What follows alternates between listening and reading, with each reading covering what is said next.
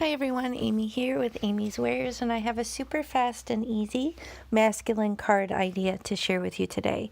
So to start, I'm going to show you this new Masonry Wall 3D embossing folder that I recently got from Altenew. If you've watched my videos, you know I love their embossing folders. They're some of my absolute favorite.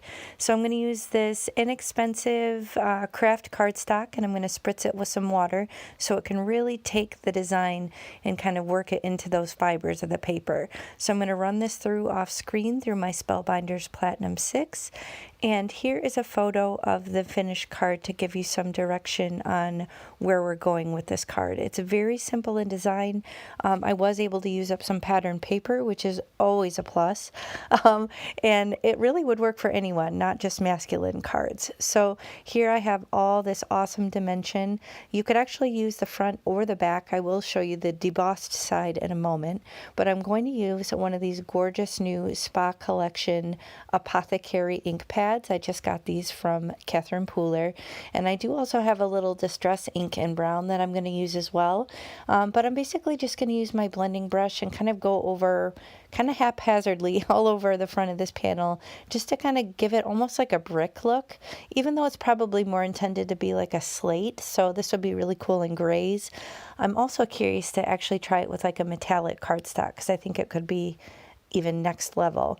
But I'm going to come in with a little bit of brown just to add a little bit of variance in color, and just kind of kick this up to the next level. So this is a fun way to kind of add a little unexpected touch to an already cool, easy embossed panel.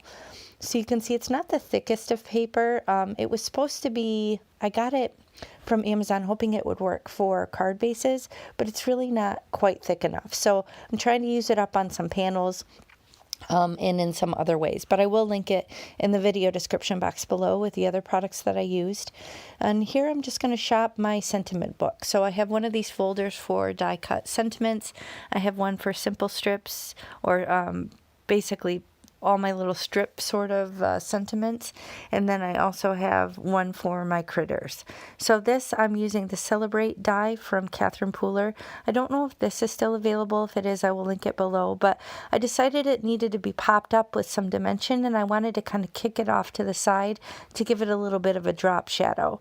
Now normally I use adhesive backed foam, but I do have some just regular fun foam sheets, which is what this is. So if it has the adhesive back, then you can basically make a glorified sticker, but if it doesn't, like this one, then basically you just apply your own adhesive.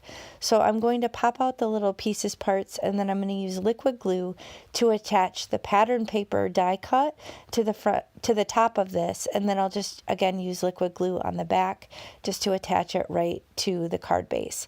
Now you guys know liquid glue is not typically my favorite, but I do think it's probably the best when you're working with foam because you want to make sure that it's a nice strong adhesive. So I'm going to put little dots of Bearly Art glue on this pattern paper to attach it, and then again I prefer the liquid glue on the back in this case with the foam, just because there is a lot of dimension on that cardstock from the embossing. So I want to make sure that it's nice and secure.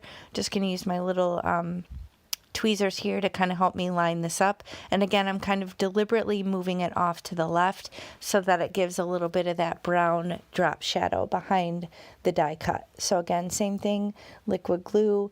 If you're worried about oozage, you can kind of tap or pounce this off on a piece of scratch paper, but thankfully I didn't have too much oozage here. It worked out okay. So these tweezers are definitely coming to the rescue here, making it easy for me to line it up, and I'll throw a little acrylic block on top just to apply some weight.